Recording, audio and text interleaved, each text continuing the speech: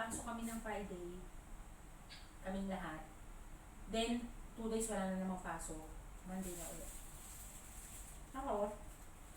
Tapos, ano yun? Next year, plano ko, magagambatin ako. Mag-ano ko, magtitipid-tipid, mag-ano ko ng mga ipon. Na. Kasi, naranasan ko ngayon walang trabaho. Ang hirap ng walang income. Hindi ako sanay ng walang income. Hindi. Dati binibigyan ako niyan eh. Pero, ngayon hindi eh. Parang hindi naman ako, hindi binibigyan niya pala ako. Parang naka-4 na raan ako, siguro po. Mga naka-16 mil ako itong buwan na to sa kanya. Kasi, pag nagtatrabaho siya, nagtatrabaho din siya eh. Yung sa parang ka-church niya. Tinatawagan siya na tumulong sa ano, kasi carpentry. Nagkakabit na mga cabinet. Siya. Pag isa binibigyan niya ako sa daan, pag makasahod na siya. Parang ang pumasok lang siya para bigay sa akin yung sahod. Ganun. Dahil nga dito sa barang ko, o kaya, nakaraan na trabaho ko 2 araw, na part-time. Hindi siya pumasok doon. Tapos, ano naman, ubusin mo yung milk mo na. Hoy, you ask for it and it's late na. I'm breaking bros and Tapos, ghosts. sabihin ko sa kanya, huwag ka munang pumasok, akong papasok.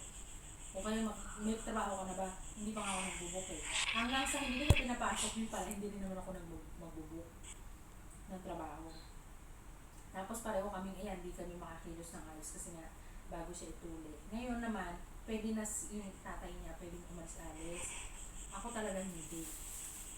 Pero, next year, ang plano ko, pagka Sabado, maghahanap ako ng napapasukan.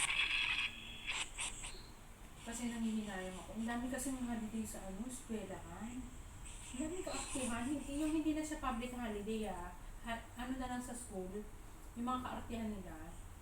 Wala, kasi high school yun eh. So, gagawa ako ng paraan, maghanap ako ng ibang pagkakakitaan. Saan? Nag-ano ka ba ng mga Amazon? Naka-attend ka na sa mga ganyang aral? Iba yung affiliate, iba yung mga Amazon. Sabi ko nga kay ate, pakapasukin mo nga si tayo, makati tayo. Sa mga ganyan. Para man lang isa sa atin may makapasok, kung totoo ba yan. Kasi dali yung ma-asenso sa ganyan, saka online pa. Tsaka si Ayo, parang yan ang linya niya, yung hindi siya pwede sa FNB. Wala siyang PR. Wala siyang customer service. Parang wala siyang ganun. Kaya parang inaayawan din siya ng ngayon, parang hindi mo pala mahal. Parang nasa 3,500 pesos lang yata. Yun, sabi ko kay ate. Kasi sabi ko, may pinaward ako sa kanya. Paananin natin si Ayo dito. Hati tayo. Pero parang naaanuhan ko lang na parang 3,500 pesos lang. May mga iba-ibang klase ha. Meron yung magtatrabaho ka para sa iba na may Amazon na account, Amazon shop, o kung gusto mo ikaw rin mag-Amazon. Iba namang aral yun. Ganun. Ayun. Kasi, merong aral na pwede ka doon kahit na hindi ka techie. Meron naman yung BA, kailangan yata techie ka talaga doon. Kasi may amo ka. Tapos, dati, di ba yung pinapasukan ko mga hotel?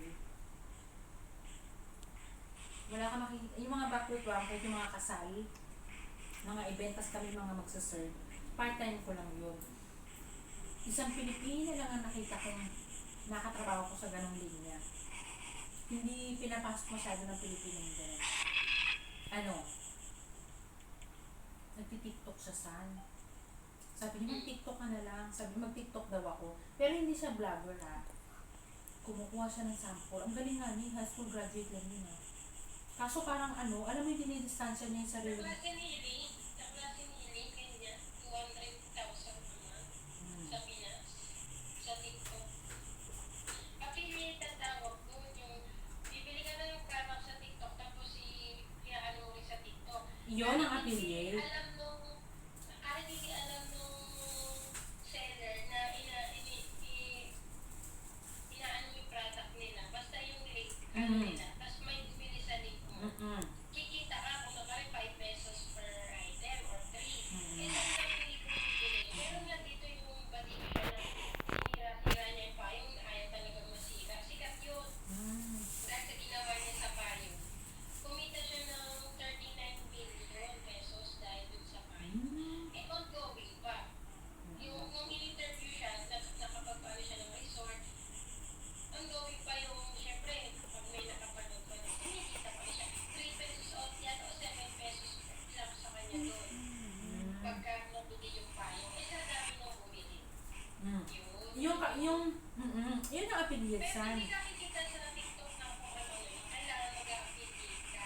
Yung may product. Yun lang palang kikita lang sa TikTok. Yung magko-content ka, wala. Ano ka ba? Ang dami-dami na po ang creator. Iba-iba yun. Iba yung affiliate, iba rin yung mga vlogging. Kumikita rin yun. Sa dami na nagbablog. Alam mo ba, marami nga ako napapanood na ano. Marami ako nakikita mga nagbablog din na dyan saan, sa Japan. Kumikita sila. Meron nga dyan kung napapanood mo si APA, APA. Bakla siya na nagpo-construction worker dyan. Hindi niya tinapos yung kontrata niya.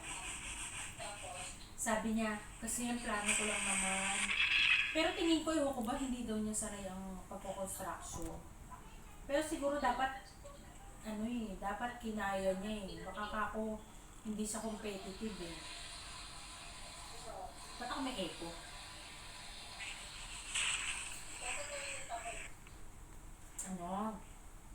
Sabi niya, total naman, ngayon kumikita siya sa TikTok. Umuwi na siya. Kasi hindi niya kaya dahil lagi siyang minumura. Roxanne. Meng, San, mag-hi ka kay Meng. Teka lang, wait. She's in the toilet. Leo? Teka, pag magto-toilet din naman siya. Pagbalik niya.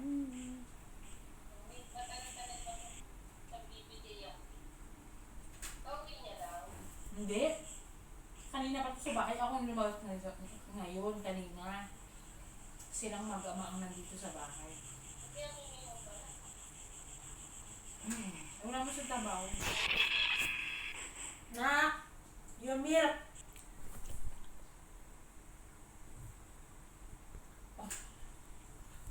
Kapal na mukha nitong batang to. Yo, stop. I'm recording a video. Hindi? Yeah. Okay, sorry. Ito nagigigil sa batang to. Marunong siya sa mag-upload ng video. Ayaw niyang kumita ng pera.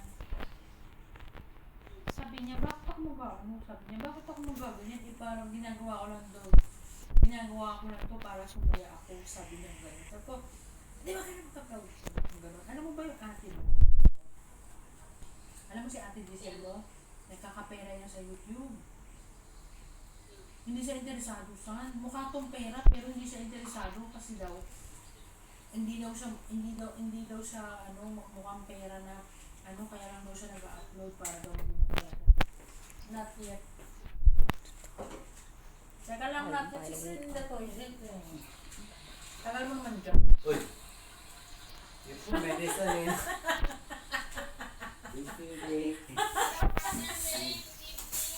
Very comfortable. Hello. Today, no what?